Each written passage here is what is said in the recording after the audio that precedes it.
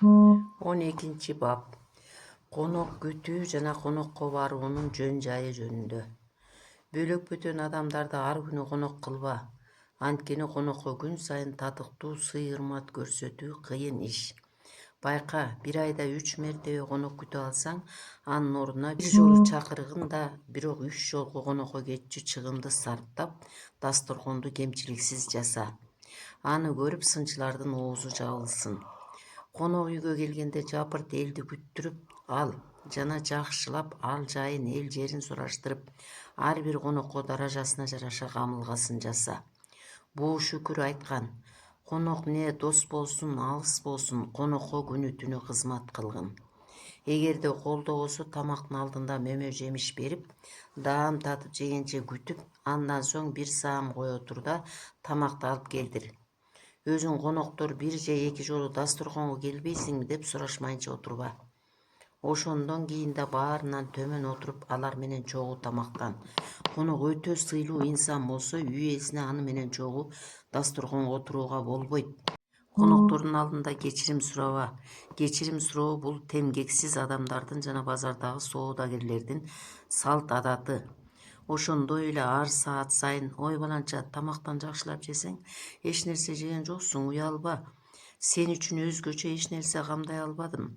Кудай буйрса дагы уюштурабыз деп айтпа. Мындай сөздөр сыпаа адамдын сөзү эмес. Бул бир жылда бир ирет мейман күтө алчу соодагерлердин сөзү. Бул сындуу сөздөр адамдарды уялтып, алар тамак жей алышпайт жана сенин үйүңдөн чала тоюп кетишет. Биздин Гиланда жакшы салт бар эмеспи? Конок мейманканага киргенде дасторконду жайып, суу куюлган кумураны алып келишет дагы, үй ээси кызматтагы баардык адамдар менен чогуу сыртка чыгып кетишет.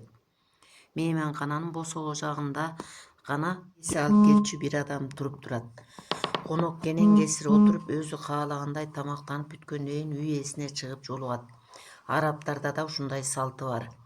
Коноктор тамак жеп бүтүп колдорун жуушкандан кийин роза суусуну жана башка түрдүү жыттарды алып келүүнү буйруу. Коноктун коштоочулары менен кулдарына да кам көр. Анткени жакшы же жаман сөздү алар таратышат. Аңгеме үстүндө ширин таттууларды жана жыты буркураган татымалдарды дасторконго көбүрөөк жайнатып сал. Шайырлардын мыктыларын алдыр. Ошондой эле шараптын сараларын камдамайынча конок чакырба. Анткени адамдар тамакты сара шарапсыз деле ар күнү жешет. Шараптын жана тамак аштын кымтыксыз болгону зарурат. Ошондо алар дасторкондо жана сенин табагыңда кандайдыр кемчилик болсо, анын баарын жаап жашырып калат. Шарап ичкен күнөө болгондуктан тамакты түрдүү татымдары жок жасаба. Сен мен айткандын баарын аткаргандан кийин коноктун укуктарын эсте жана коноктун укуктарын коргоону өзүңдүн борчуң деп бил. Икая.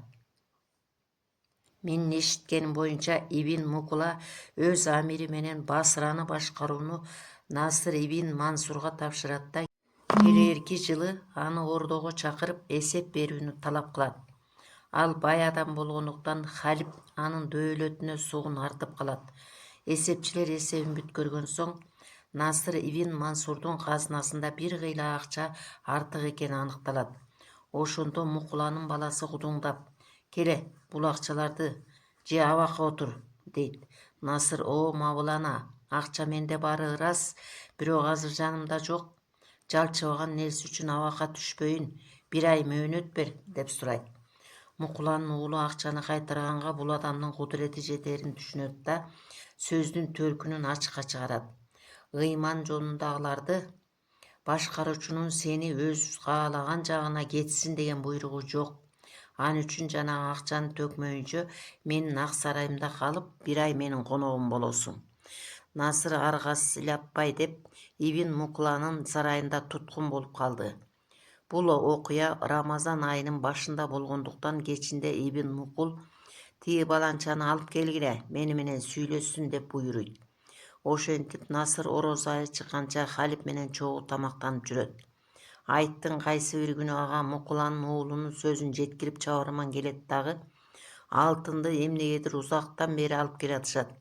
Ишти тездетүү үчүн жардам керек болуп жүрбөсүн деп сураса, Насыр: мен алтын бердим деп жооп кайтарат. Mukulanın balası altın kimge verilgeni suratıp çavarmandı kayra jibetse Nasır sağa bergem dep жооп айтат. Таң калган Мукуланын баласы туткун конокту чакыртып алып, "О кожо, алтынды мага качан бердиң эле?" дегенде Насырдын жообу мындай болот. "Мен сага алтын берген жокмун. 1 ай бою сенин тамагыңды тегин жедим. 1 ай сенин дасторконуңдун иптарлык кылып, сенин коногуң болдум. Эми айт майрамда шариятка ылайык сенин менден алтын сураганга укугуң барбы?" Бул сөздү уккан Мукуланын уулу каткыра күлүп, "Эркин деген тил катты, ал да жолго түш. Бул акчаны сага конок иретип элек кылдым. Ал эми мойнуңдагы акчаны сен үчүн өзүм төлөйм" деген экен. Насыр Халиптин алым салымынан ушинтип кутулган. Ошон үчүн кимдир бирөө сага жакшылык кылса аны баалай бил жана сыпаа бол. Жөнсүз ыржалактап күлбө. Шарапты аз-аздан ич жана коноктор алдында мас болгончо ичпе. Коноктор мас болушканын байкаар замат илберинки болуп тирүүлөрдү атап, алардын саламаттыгы үчүн шарап ич. Меймандарга сылык жана элпек бол. Бейжай күлбө. Эби жок күлкү бул да акылсыздык. Конок мас абалга жетип кетем дегенде сен анын конуп калуусун өтүн. Дагы 2-3 жолу өтүн. Алдыга түш. Кетирбегенге тырыш. 3-чү жолу кетем дегенде гана конокко кеткенге уруксаат бер. Кулдарың жаңылыш иш жасаса көңүл бурба. Жана коноктордун алдында бул кылганың жаман. Тигиндей кылсаң жакшы болмок деп тилдебе. Кабагыңды чытып ачууланба. Урба да. Кулдар сен каалабаган кайсы бир ишти жасап коюшкан чакта дагы 2-чи жолу мындай кылбагыла деп эскерт. А бул жолкусуна чыда. Конок 1000 түрдүү кылыктанып ылжык сөз айтса да, аны кечир жана коноктун сенин сыйыңды көрүү укугун бузба. Бир ирет Халип Мутасим кылмышкердин башын анын көз алдында алууну буйруйт. Кылмышкер өкүм аткарылар алдында өтүнүптүр. О момундардын паашасы, кудуреттүү жана даңазалуу Кудай үчүн мага бир ууртам суу бергизчи. Мени конок катары сыйлачы. Анан эмне кааласаң жаса, азыр мен өтө чаңкап турам. Мутасим кылмышкерге суу берүүнү буйруйт. Ал суусаганын кандыргандайын араптардын салты боюнча Халипке кайрылып, "Алла сенин мээрбандыгыңды дагы арттырсын. О момундардын паашасы, мен бир ууртам суу үчүн сенин коногуң болдум. Эми адамзатты сүйүп урматтоо салтына жараша конокту өлтүрүүгө болбойт.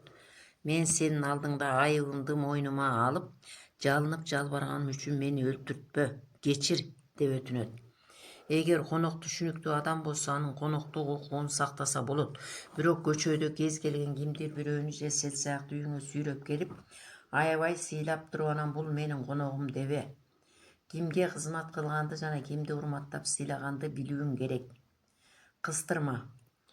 Эгер сен конокко барчу болсоң, даражаңа зыян тийбес үчүн кез келген адамдын үйүнө барба. Конокко ачка да, тоюп да барба. Конок ээсин таарынтпас үчүн тамак ичкендей болуп бар. Конокто шарап да ич, не бадам ашык ичип койсоң абийир болбойт. Конокко барганда таанышыңдын үйүндө же бул үйдө сенин ээлик кылуу укугуң бар болобу? Ага карабай өз даражаңа ылайыктуу орунга отур.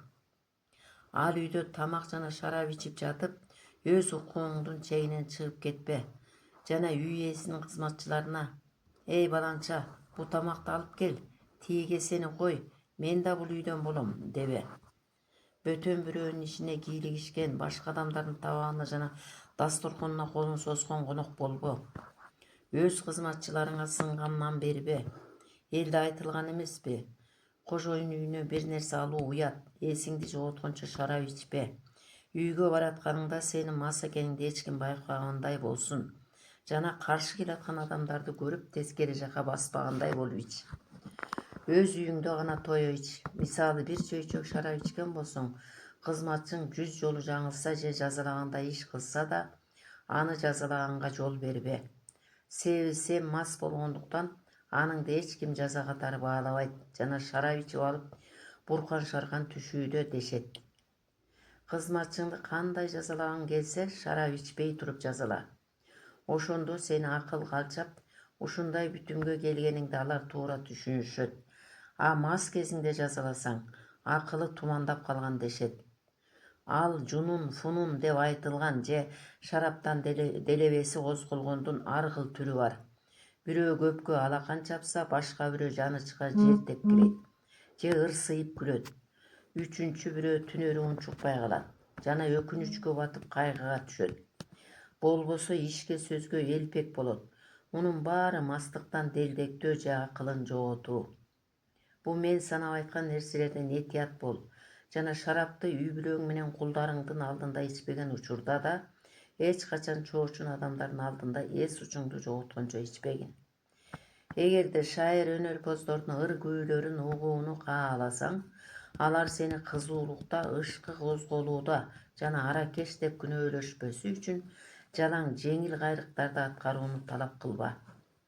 Жаштар жеңил музыканы сүйүшөт, аны укканды жакшы көрүшөт, өздөрү да жеңил күүлөрдү ойношот жана ойноону талап кылышат.